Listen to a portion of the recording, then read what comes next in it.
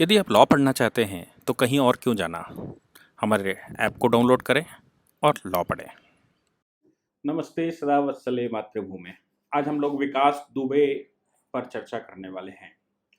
विकास दुबे का इतिहास और जो लोग प्रश्न खड़े कर रहे हैं उत्तर प्रदेश सरकार पर, हालांकि अब प्रश्न का कोई प्रश्न ही नहीं रहता क्योंकि विकास दुबे की गिरफ्तारी हो चुकी है और मध्य प्रदेश के महाकाल नगर से, महाकाल मंदिर से उनकी गिरफ्तारी हुई थी और अपराध करने के बाद महाकाल के दर्शन करना और महाकाल से के पास जाना कि हमें बचा लो, ऐसा ईश्वर कभी करते नहीं हैं कि एक अपराधी को बचा सके।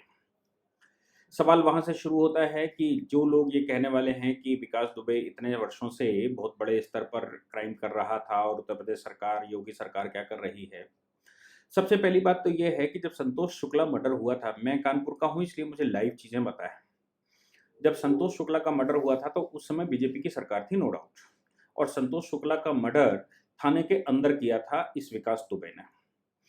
और संतोष शुक्ला का मर्डर 2001 के लास्ट में हुआ है। 2001 मार्च में सरकार गिर गई है उनकी, यानी कि जिस समय बीजेपी की गवर्नमेंट थी, बीजेपी ने उसकी गिरफ्तारी करी, उसको जेल भेजा, इन्वेस्टिगेशन की रिपोर्ट लगने से पहले सरकार गिर चुकी थी। और फिर 2002 में मायावती की सरकार आ गई, जो हम सबको पिछले कई दिनों से दिखाई दे रहा होगा कि ये मायावती की पार्टी का व्यक्ति है।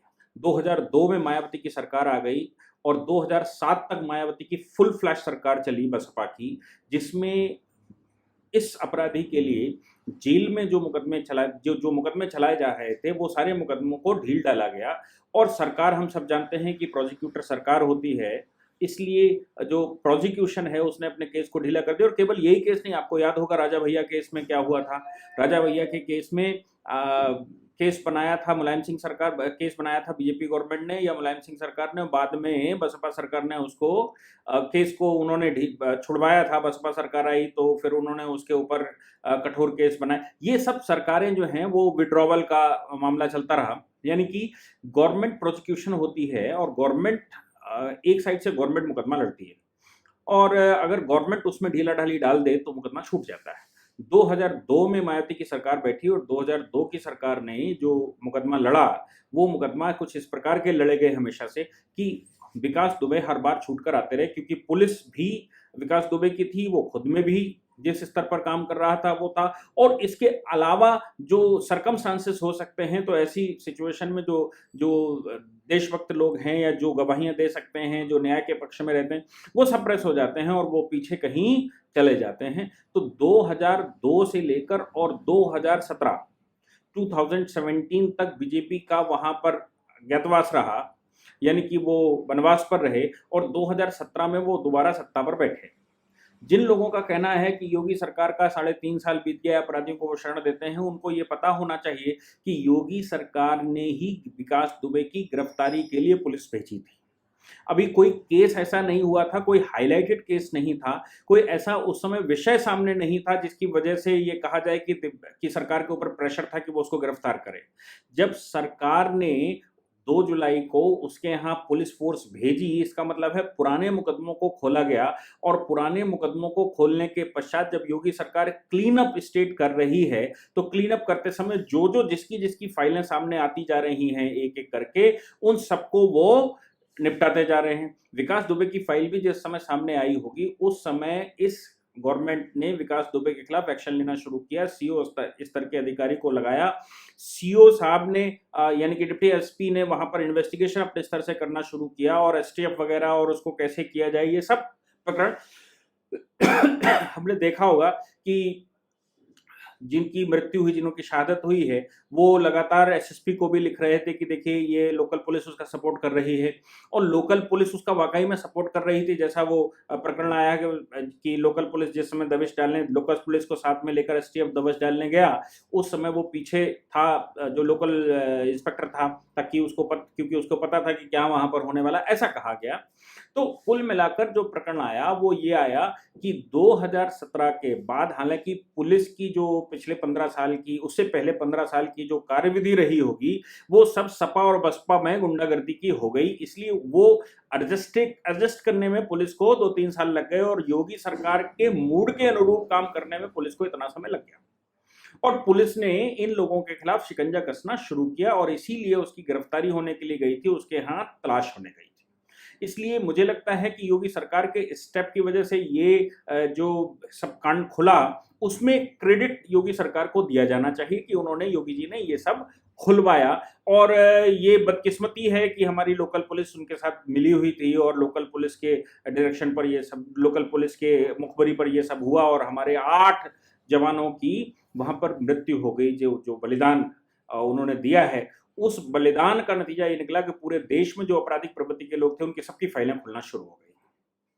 अभी तो मध्य प्रदेश से विकास दुबे की गिरफ्तारी भी हो गई और उसके जो बाकी लोग थे या तो गिरफ्तार किए जा रहे हैं, अगर वो विरोध कर रहे हैं तो उनके इनकाउंटर हो रहे हैं, सब काम चल रहा है। अब सवाल ये आता है कि किसी ने ये कह दिया कि भाई विकास दुबे, उसके नाम के आगे दुबे लगा था, वो ब्राह्मण था, इसलिए ब्राह्मण को यहाँ परसिक्यूट उत्तर प्रदेश में किया जा रहा है। क्योंकि सरकार योगी जी की है और बाई बर्थ योगी जी एक ठाकुर हैं, तो ठाकुर वर्सेस ब्राह्मण बन जाए और ब्राह्मणों के ऊपर अत्याचार किए जा रहे हैं, ऐसा कांग्रेस के सलमान खुर्शीद और जितिन प्रसाद ने कहा। अब इन दोनों के ही जवाब देना चाहते हैं। कांग्रेस के सलमान खुर्शीद जो फर्रुखाबाद जिले से, जहां का मेरी पैदाइश है, फर्रुखाबाद जिले से जिनका जो चुनकर आते रहे, सलमान खुर्शीद साहब सुप्रीम कोर्ट के एडवोकेट होते हुए भी शायद वो कुछ कभी कभी भूल जाते हैं या अनभिज्ञतावश ऐसी बातें कर जाते हैं जिसमें उन्होंने कहा कि घर तोड़ने की क्या आवश्यकता थी। क्या सलमान साहब को ये नहीं मालूम कि एविडेंस कलेक्शन करते समय पुलिस घर तोड़कर, जमीन फोड़कर और अलग अलग स्थानों पर जहां जहां उनको एविडेंस मिल सकते हैं उन सभी स्थानों को साफ करती है। उन सभी वाहनों को, गाड़ियों को, जहां जहां भी छुपे होने की संभावनाएं हैं, चीजों के होने की संभावनाएं हैं, अपराधी के होने की संभावनाएं हैं, अपराधी के छुपे होने की संभावनाएं, ऐसी हर एक सर्कमस्टांस में छत, सीआरपीसी में ये प्रावधान लिखे, आप सेक्शन 41 से लेकर सेक्शन 60 तक में अरेस्ट के ये पूरे विभिन्न तरीके दिए गए हैं कि अरेस्ट करते समय पुलिस क्या करेगी और क्या कर सकती है। तो अरेस्ट करते समय अगर पुलिस को लगता है कोई अपराधी किसी घर में, उस घर में कोई गुफा बनी हुई है, उस घर में कोई गुप्त मार्ग बना हुआ है, उस घर में कोई ऐसा स्थान बना हुआ है जहां पर वो छुप सकता है, तो पुलिस को ये अधिकार होता है कि वो छत तोड़ने से लेकर जमीन तक खोद सकती है। और इसके अतिरिक्त अगर पुलिस को ये शक होता है कि अपराधी के जो आपराधिक रिकॉर्ड्स हैं या उसके जो एविडेंसेस हैं वो उसके घर में कहीं पर हो सकते हैं, छुपे हो सकते हैं, दीवालों में छुपे हो सकते हैं, छतों में छुपे हो सकते हैं, खंभों में छुपे हो सकते हैं, अंडरग्राउंड छुपे हो सकते हैं, तो पुलिस को ये अधिकार है कि वो सब तोड़ ताड़ कर उनको निकाले और ढूंढे। इसलिए सलमान साहब, आप पुलिस जो सीआरपीसी और पुलिस रेगुलेशन एक्ट है उसको मुझे लगता है उनको पढ़ना चाहिए। दूसरी बात जितेंद्र प्रसाद जी ने कही, जो शाहजहांपुर से आते हैं, जिनके पिता जितेंद्र प्रसाद हुआ करते थे और आज भी अपने आप को राजा लिखते हैं, जबकि राजा और प्रजा तो समाप्त हो गए। 1971 में ही नाम भी राजा खत्म हो गया, रूलर नाम भी कॉन्स्टिट्यूशन से हटा दिया गया, तब भी वो अपने आप को राजा कहते हैं कि मैं राजा जितेंद्र प्रसाद हूँ। राजा साहब, ये रजवाड़े खत्म हो चुके हैं, आपको ये ध्यान रखना चाहिए कि आप अब रजवाड़े में नहीं हैं और आप अब राजा नहीं हैं, आपको इस प्रकार की अभद्र टिप्पणी करने का अधिकार नहीं है। ब्राह्मण किसको कहते हैं? वेदों के अनुसार ब्राह्मण वो होता है जिसको ब्रह्म ज्ञान होता है। ब्राह्मण वो नहीं होता जिसने किसी तथाकथित ब्राह्मण के घर में जन्म लिया, किसी कुल में जन्म लिया। कुल से ब्राह्मण नहीं होता है, कुल से पंडित नहीं होता है, कुल से उसकी जाति हो सकती है लेकिन वो ब्राह्मण और पंडित नहीं हो सकता है।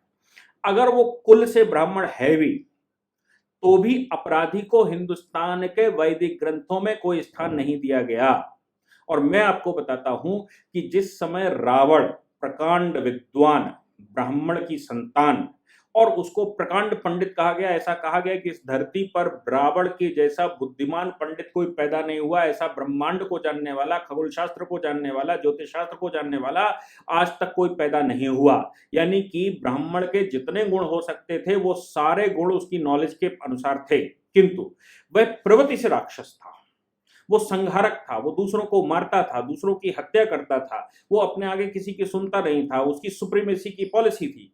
ऐसी सिचुएशन में उस ब्राह्मण को भी राक्षस कहा गया और जिसको राक्षस कहा गया उसका वध करना अनिवार्य कहा गया।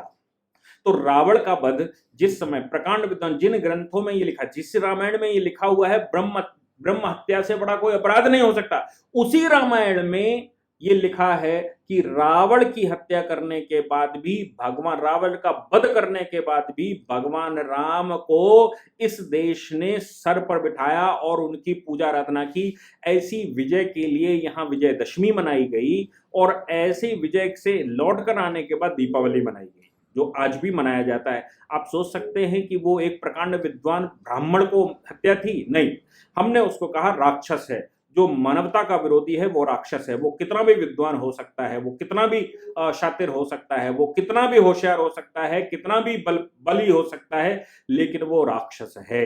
इसीलिए हमारे ग्रंथों में जिन जातियों ने अपने आप को ऊपर वाले ईश्वर के नाम से जमीन पर यह कहा कि नहीं साहब, हम तो हमारे तो इस किताब में लिखा हुआ है, हमारे तो ऊपर वाले ने ऐसा बोल दिया है, हमारे तो आने वाले पैगंबर ने ऐसा बोल दिया है, इन सभी जातियों को अगर आप भारतीय ग्रंथ पढ़ेंगे मलेक्ष कहा गया है और मलेक्ष को राक्षस की संज्ञा दी गई है और राक्षस का वध करना हर हिंदुस्तानी का कर्तव्य बताया गया है।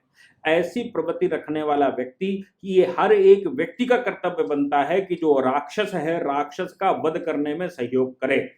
अब चूंकि भारत में आजकल का मॉडर्न क्रिमिनल सिस्टम है, इसलिए मॉडर्न क्रिमिनल सिस्टम में सरकार होती है, यानी कि व्यक्ति कानून अपने हाथ में नहीं ले सकता, व्यक्ति केवल सरकार को शिकायत कर सकता है, सरकार उस पर एक्शन लेगी और सरकार के अनुसार उस पर एक्शन होने चाहिए। सरकार के अनुसार यानी कि सरकारी मशीनरी उस पर एक्शन लेगी, लेकिन सीआरपीसी में यह प्रावधान है कि हर एक व्यक्ति की जिम्मेवारी बनती है कि वो सरकार के इस प्रकार की इन्वेस्टिगेशन करते समय, सरकार इस प्रकार के कानूनी कार्य करते समय सरकार का सहयोग करे और आगे से आगे अग्रिम सूचनाएं सरकार को दे और जितनी मदद कर सकता है उतनी सरकार को करे। अगर विल पूर्वक वो इसमें मदद करने से मना कर देता है जानबूझकर, या फिर वो व्यक्ति को छुपाने का प्रयास करता है, एविडेंसेस को छुपाने का प्रयास करता है, सूचनाओं को छुपाने का प्रयास करता है, तो इंडियन पीनल कोड के अनुसार वो भी अपराधी है। ऐसी व्यवस्था हमने इसमें करके रखी। इसलिए अगर हम तो वध नहीं कर सकते विकास दुबे का, क्यों? क्योंकि हम में से कोई भी जन व्यक्ति के हाथ में लॉ एंड ऑर्डर आज के मॉडर्न टाइम पे लेने का अधिकार नहीं है, लेकिन सरकार का सहयोग करना हर एक व्यक्ति का कर्तव्य बनता है। इसलिए इन परिस्थितियों में विकास दुबे को, अगर आप ये कहते हैं कि वो एक ब्राह्मण था, तो मैं मान सकता हूं कि वो एक ब्राह्मण था, लेकिन कैसा पंडित था? वो एक आपराधिक पंडित था, जो अपराध करने के लिए जिसने शस्त्र विद्या और शास्त्र विद्या सीखी हो। जैसे रावण ने अपराध करने के लिए शस्त्र विद्या और शास्त्र विद्या सीखी थी, इसलिए उसका वध अनिवार्य था। इसी प्रकार भारतवर्ष में इस प्रकार के दुश्मन, जो मानवता के दुश्मन हो, किसी भी जाति, पंथ, संप्रदाय, धर्म, जाति विशेष के हों, उन सभी का वध होना चाहिए। क्योंकि वध व्यक्ति नहीं कर सकता, इसलिए वध करने का अधिकार आज की तारीख में न्यायालय को दिया गया है। न्यायालय में इसीलिए मृत्युदंड का प्रावधान रखा गया है। ये भारतीय परंपरा के अनुरूप है, भारतीय संस्कृति के अनुरूप है। इसलिए जो लोग भी ये कांग्रेस, बीजेपी, कांग्रेस या फिर ये समाजवादी पार्टी या बहुजन समाज पार्टी ये जो कहने का प्रयास कर रहे हैं, तो भैया बसपा 2002 में जिस समय उसके ऊपर ट्रायल चल रहा था, उस समय बसपा की सरकार थी, कैसे छूट गया? एक मंत्री की हत्या पुलिस स्टेशन में करने के बाद, क्या पुलिस वाले भी गवाह नहीं थे वहां पर? पुलिस वाले तो रहे होंगे ना जो गवाही देंगे, लेकिन पुलिस ने गवाही नहीं दी। 2007 में फिर से इनकी सरकार बनी और 2007 से 12 की सरकार और 12 से 17 की सरकार। ऐसे उत्तर प्रदेश में बहुजन समाज पार्टी और समाजवादी पार्टी की वहां सरकारें चली और बहुजन समाज पार्टी की सरकार 2002 से 2003 चली। 2003 में फिर से सपा की सरकार बैठ गई। 2003 से लेकर और 2007 तक सपा की सरकार चली। 2007 में बसपा की सरकार फिर आई। 2012 में सपा की सरकार फुल फ्लैश आई। 2017 तक चली।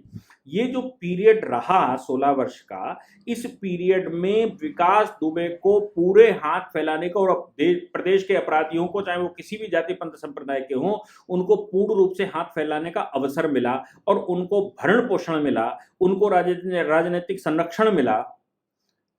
2017 में जब ये सरकार आई योगी जी की, तो इन्होंने उन अपराधियों के ऊपर नकेल कसना शुरू किया और उसका ही परिणाम है कि विकास दुबे विदिन 5 डेज इतना बड़ा अपराधी जो देश भर में कहीं भी गुम हो सकता है, वो मध्य प्रदेश से उसकी गिरफ्तारी हो गई और ट्रांजिट वीजा लेकर, ट्रांजिट वो बेल लेकर या ट्रांजिट रिमांड लेकर उसको उत्तर प्रदेश में शिफ्ट किया जाएगा जिससे कि उसका केस चल सके। अब सवाल ये आता है, क्या इस सरकार में भी कोई गवाही देने को तैयार नहीं होगा? 8 पुलिस वालों की शहादत दी गई और वहां पर जो मुख्य एविडेंस देने वाले लोग हैं, जो वहां के लोग हैं, वो पुलिस वाले ही हैं। यानी कि पुलिस की जो टीम मर गई और जो टीम बची वो साक्षात प्रत्यक्षदर्शी हैं और उन प्रत्यक्षदर्शियों की गवाहियों पर सजाए मौत का प्रावधान हो सकता है, सजाए मौत की व्यवस्था इसमें हो सकती है। इसलिए इस बार छूटने के चांसेस बहुत कम है और इसी बीच में अगर विकास दुबे को इधर-उधर लाते समय, ले जाते समय उसने भागने-भूगने का प्रयास किया या उसने कहीं फायरिंग करके बचने का प्रयास किया, क्योंकि ये बिल्कुल कन्फर्म है कि विकास दुबे अब बचने वाला नहीं है। उसका आपराधिक इतिहास अब इतना ही उसकी उम्र थी, उसकी उम्र समाप्त हो चुकी है। इसलिए अब विकास दुबे को या तो जेल में ही जीवन भर सड़ना होगा, सजाए मौत की व्यवस्था हो सकती है और अगर उसने इस बीच में भागने का प्रयास किया और अपने साथियों की मदद से भागने का प्रयास किया, तो पुलिस इस समय बहुत सजग है, गोली चलाने से कहीं पीछे नहीं हटती और पुलिस इस समय एनकाउंटर भी कर सकती है अपनी रक्षा में। तो मुझे लगता है कि ये समाजवादी पार्टी, बहुजन समाज पार्टी, कांग्रेस को आत्ममंथन करना चाहिए कि आप देश में किसको सपोर्ट करना चाहते हैं। आप इंडियन आर्मी के ऊपर प्रश्न खड़े करते हैं, लेकिन आप एक अपराधी को बचाने के लिए उसको ब्राह्मण बताते हैं। आप इंडियन आर्मी के ऊपर जिस समय वो पाकिस्तान में हमला करते हैं, उस समय आप उनसे प्रूफ मांगते हैं और अभी प्रूफ जिस समय योगी सरकार इकट्ठे करने के लिए मकान के जमीन के नीचे के जो अंडरग्राउंड कमरे हैं उनको खोद रही थी, तो आप कहते हैं कि घर क्यों खोद रहे हो, एविडेंस क्यों कलेक्ट कर रहे हो? तो आपको अपने चरित्र को समझना चाहिए और इस चरित्र को समझते हुए ये ध्यान रखना चाहिए कि आप अब उस भारत में बैठे हैं जो जागा हुआ भारत है, वो सोया हुआ भारत नहीं है। नमस्कार। इस पूरी ऑर्गेनाइजेशन को चलाने के लिए आप नीचे डिस्क्रिप्शन से हमारे ऐप को डाउनलोड कर सकते हैं, जिससे कि लॉ स्टूडेंट्स को, लॉयर्स को और आम आदमी जो लॉ जानना चाहता है वो पेड प्लस फ्री क्लासेस का लाभ ले सकता है।